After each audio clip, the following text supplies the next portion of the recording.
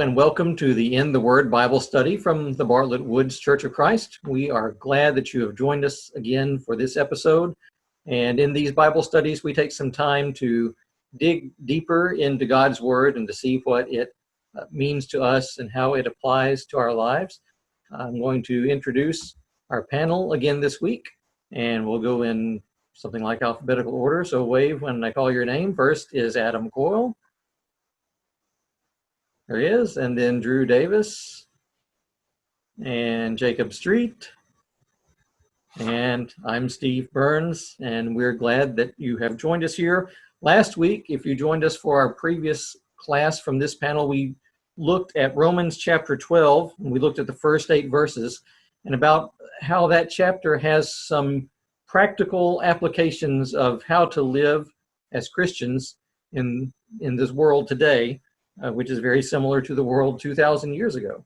And so we're going to continue with Romans chapter 12 and look at more of the verses in there and see how those can apply to our lives.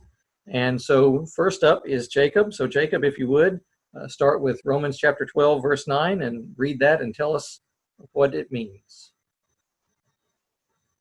All right, Romans chapter 12, verse 9.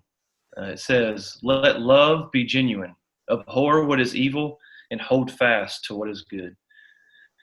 I really like the way, these verses, starting in verse 9 and continuing on after, how they're structured. It's very simple. It's very straightforward. It's kind of like this bullet point, list of things that Paul mentions here for Christians on how to live as a Christian.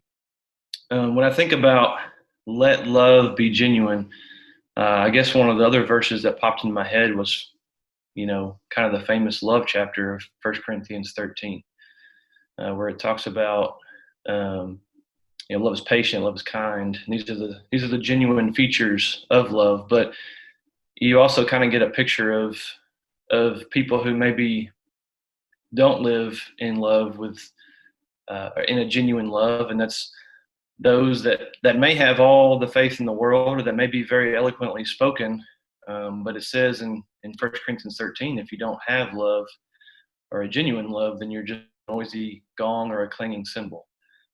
And that's kind of the picture I get between genuine and not genuine.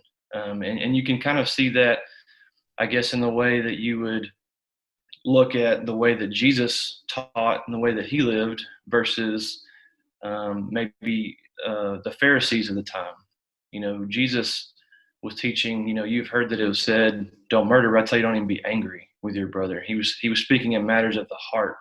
That's where genuine love has to start, is at the heart. Whereas, you would see Pharisees were very much sticking to this checklist of, as long as you do and don't these certain things, then you're good. And Jesus was saying, well, that wasn't the point. The point was to be genuine in this love towards God and towards others. And I think, another story that came to mind when I think about that is the Good Samaritan. As you had two people who were, you had the Levi and you had the priests who were good keepers of the law, but when it came time to put love into action, they walked the other side, whereas the Good Samaritan had this genuine love to have compassion on this man and to take care of him, and so those are the kinds of things I think about when I think about genuine love. And it's doing action for the purpose of God. It's having this commitment in your heart and compassion in your heart towards others, and it's not counterfeit. And so that's what I think Paul is encouraging is to be genuine and to not be counterfeit. Then it talks about abhor what is evil and hold fast to what is good. In just about any society or culture, there's a certain line that's drawn in the sand as you kind of develop your culture and your society, at which point there's this line of morality that you won't cross. But it seems like with each society and each culture, at some point, you kind of get used to living a certain way, and that line tends to slide just a little bit to the right. And then you kind of get used to living that way, and then the line gets, drawn a little bit more to the right. and you start to accept these things. And so I think what Paul is kind of warning against that. He uses this strong word, this, abhor or hate what is evil. And so that you're not even flirting with that line. And I think that's kind of the point he's trying to get across is don't even tiptoe up to it. We're supposed to be so far opposite from it. We're supposed to run from that. And then on the flip side, we're supposed to hold fast to what is good. And when I think about hold fast, I kind of get into my engineering brain, where we talk about, a mechanical fastening of something. It is bonded, it is held together so strongly that you can't pull it apart, whether it's a rivet or a bolt or something like that, and obviously in the mechanical world, it's held together so strongly that you can't pull it apart. And I think that's the idea of holding fast to what is good is if you're holding so fast to what is good, you can't be pulled apart from it to where you're inching over to the evil, and that kind of thing. So, those are the kinds of things I guess I was thinking about as reading this verse, and something I think that Paul urges the church here in Rome, just a very practical way to think about living as a Christian. Well, good points. I appreciate that. Appreciate what you had to say. And the mechanical engineering part of it makes perfect sense to me. It's good to have that application of holding fast like that. Any other comments on what Jacob had to say? I'd never heard, that term counterfeit being kind of interchanged here. But I really like that, this idea of, something that appears to be genuine, that it appears to be real, even so much so that, we would take it and we would receive it in a way that we think that it's real and that it's genuine. And then we're left to realize, oh no, this is really just fake. And so I really like the way that you use that counterfeit and use that term there, because, that's exactly what he's talking about. It's like, your love needs to be genuine through and through, and not just something that you give away and then, you go the other direction knowing that you've left behind something that's not genuine. So I really like that use of that counterfeit there, because that's something that I'd never really thought about, but I think it does fit, very well here. Good thoughts. Anything else? We'll move on along then, and I've got verse 10 of Romans chapter 12, and I'm going to read that. And I actually have it from two different versions, and because I like the way it's laid out in two different versions. So I'm going to start with Romans chapter 12, verse 10 from the New International Version, which is the way I grew up hearing it. And it says, be devoted to one another in love. Honor one another above yourselves. Two simple sentences.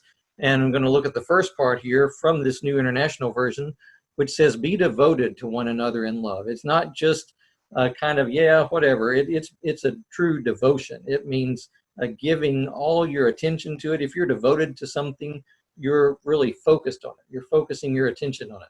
And so it says, be devoted to one another, to each other, in this love that we have, that we keep talking about. And so the key word there is devotion. And that's a stronger word to me than just saying you should love everyone. It goes deeper than that in that devotion. And so that, I like the way the New International Version renders that first sentence, but then the second sentence I've really come to love, and it's become one of my favorites from some of the more recent translations, such as the English Standard Version, which is what I've usually been reading lately. And here's the whole verse from the English Standard Version, which says, love one another with brotherly affection. That's the same part as be devoted to one another in love. But the second sentence is outdo one another in showing honor. And the previous version, the New International, had honor one another above yourselves. But I really like that thought of outdo one another in showing honor. And it's to me, it's almost like a competition. And the way you win is by losing almost, because you give all the glory to someone else. So it's this competition to see who can outdo the other person in making somebody else feel good about themselves and making somebody else feel honored. And one of the people that comes to mind immediately to me is John Simpson, one of our dear members, who a longtime minister, recently passed away. But he would go out of his way just on every occasion to show honor to whoever he was around. His wife, Dorothy, he would call her the queen of the universe, showing her honor in whatever way that he could. If it was me, he would stop me when we would be passing in the hall at church and give me some sort of compliment about it. I like the way you did that. I like the work that you do. You do a good job. Whatever it is, he was definitely worthy of that honor himself because of all his accomplishments and all his knowledge and all that he had done. But he was very quick to turn that to someone else. And so in a way, he was living this verse, this sort of competition to outdo one another in showing honor. And it's, to me, it would just change the world greatly if we would all have that viewpoint about it. It's not about me, like we talked about last week. It's not about me.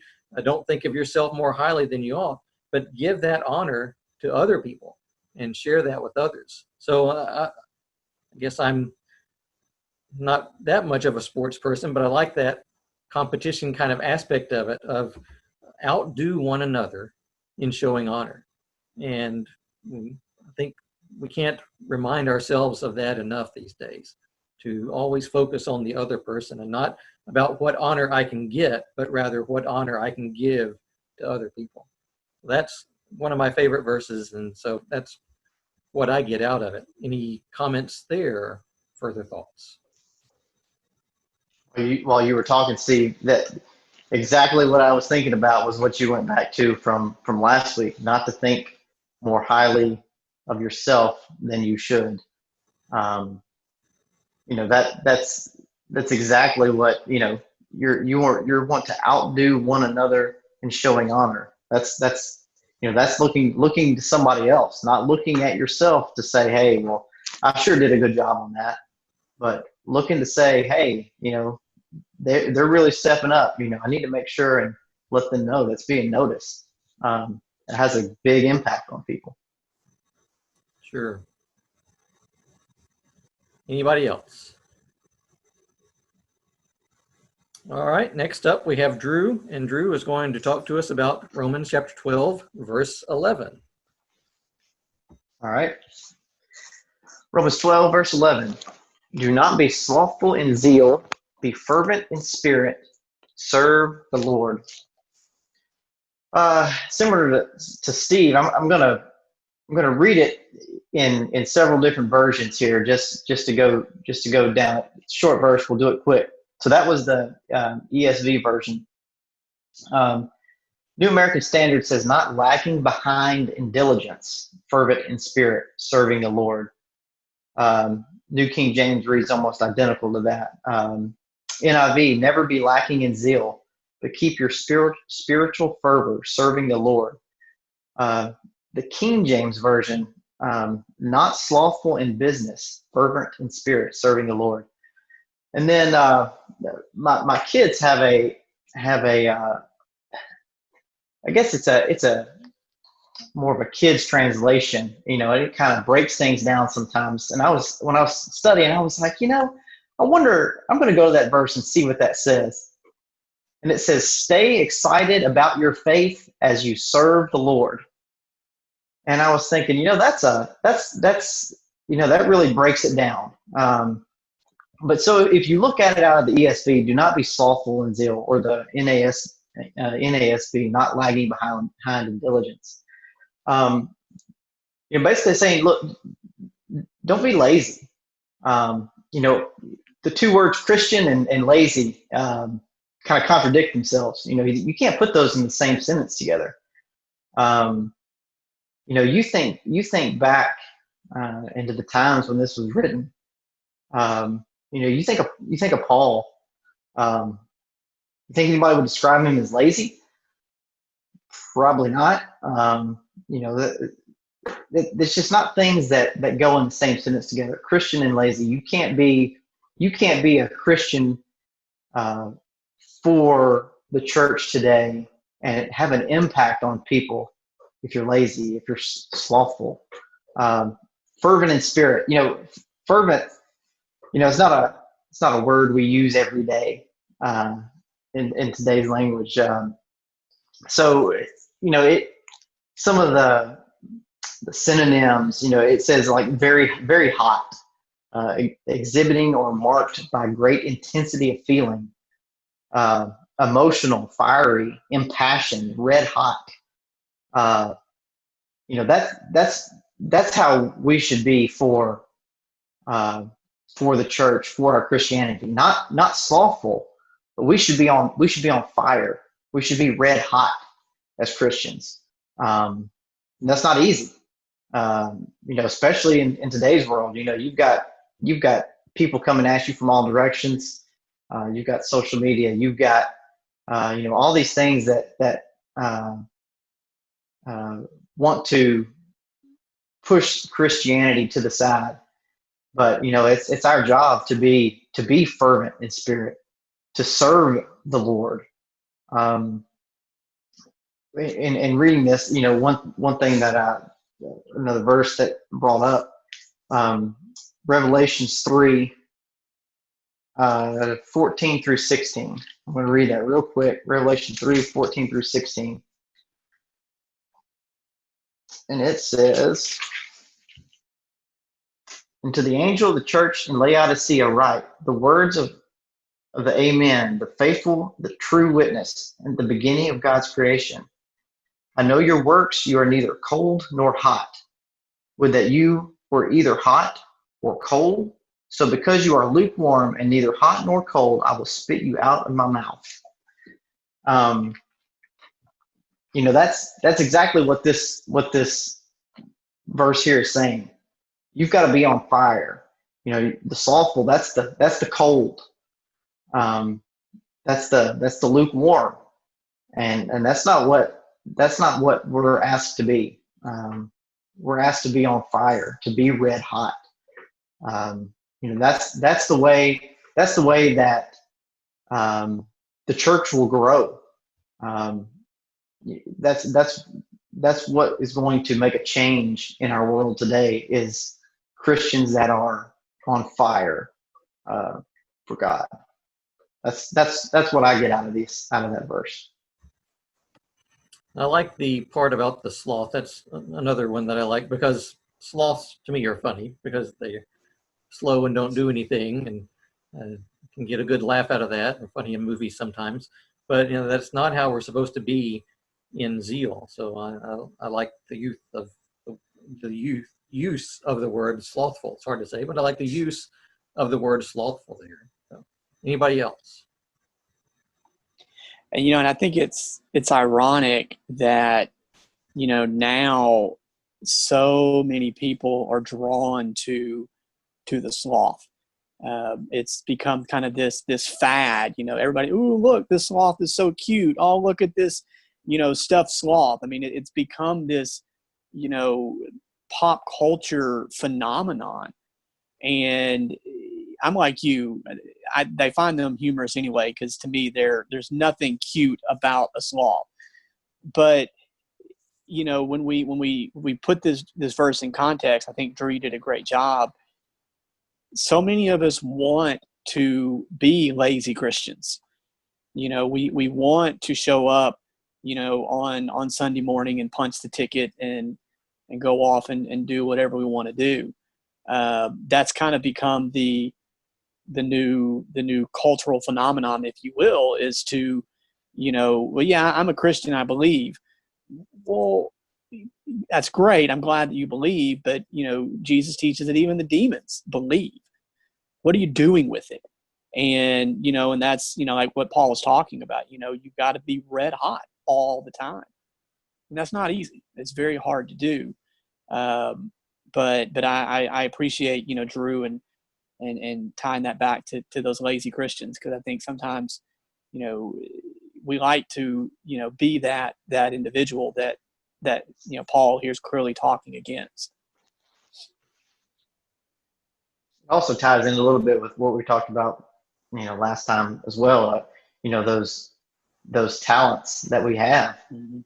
You know, um, if you've got those talents and you're not using them, that, you know, that's describing you. You're that sloth. You could do something, but yeah, you're just gonna hang out here on the side and, you know, watch everything else as it goes by.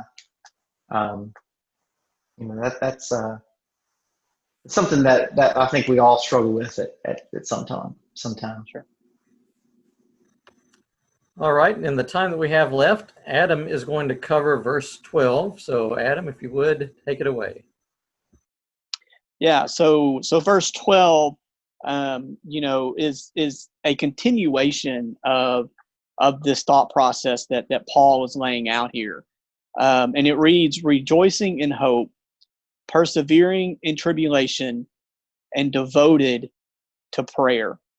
And if you kind of tie all this together, you know, he begins in verse 9 talking about loving without you know, hypocrisy, having a genuine love, running away from evil, clinging to what is good, devoted to one another, giving preference, or, you know, putting that competition, you know, within yourself to put others above in honor, not lagging in diligence, fervent in spirit, being red hot, serving the Lord. And then he wraps up this passage with, you do all of those things by rejoicing in hope.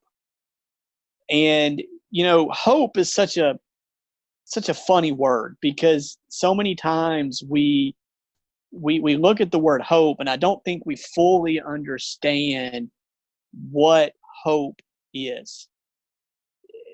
You know, hope is not a wish. Hope is not something that, you know, if it happens, great. You know what? If it doesn't happen, I'm okay with that too.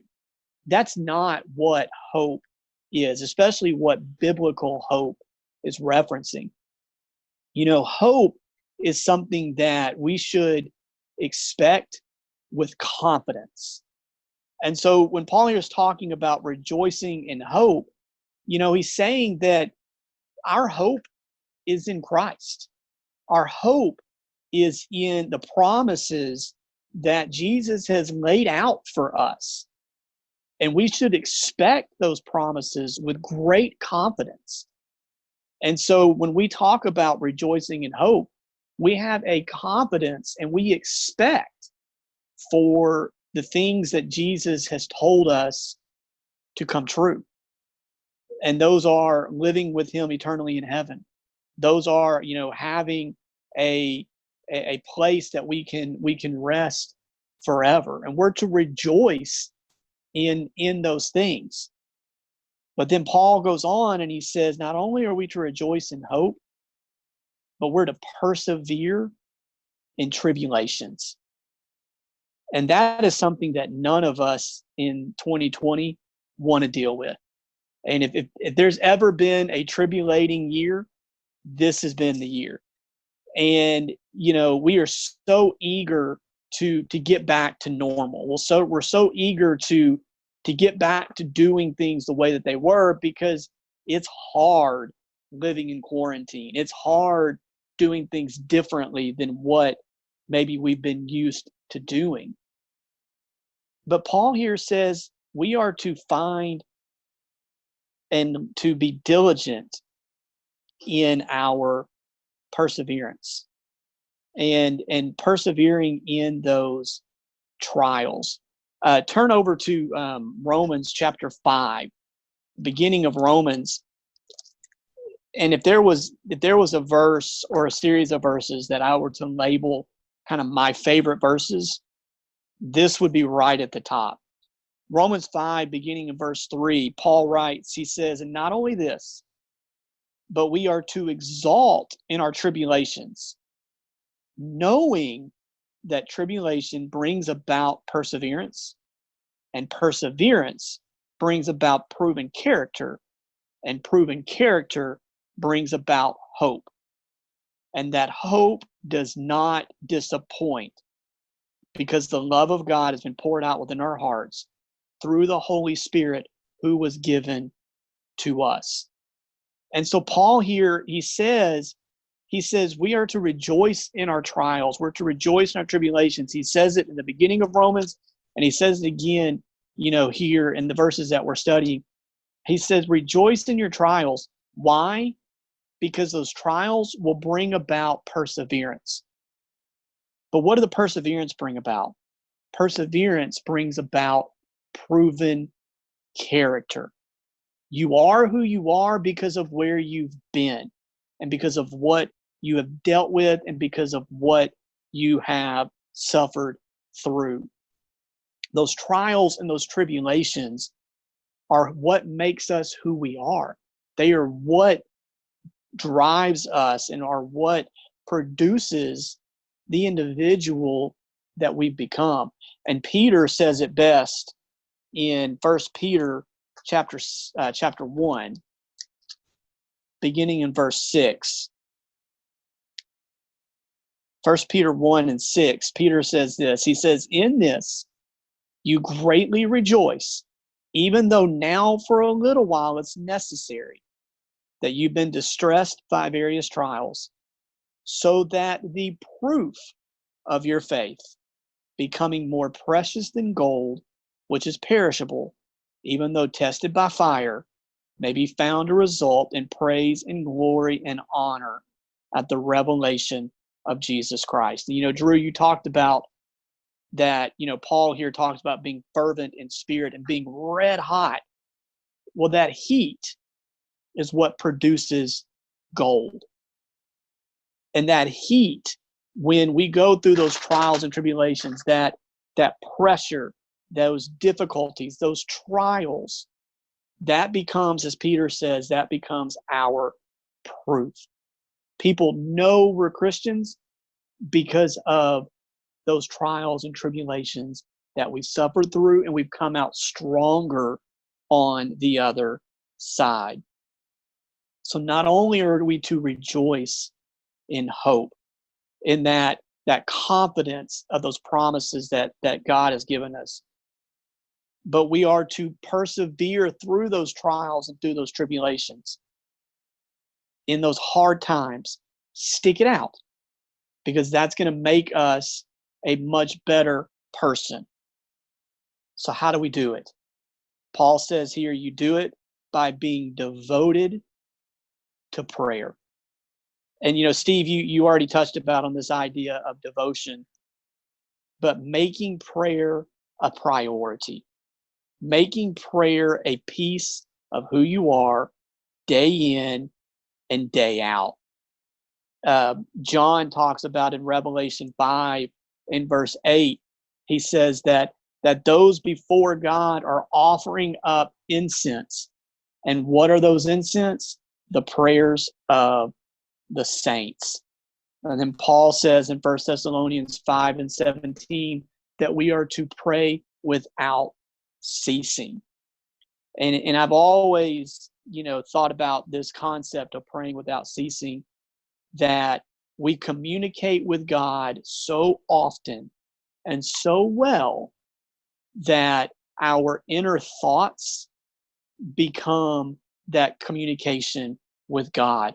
That voice inside of your head is you communing with and you talking with God.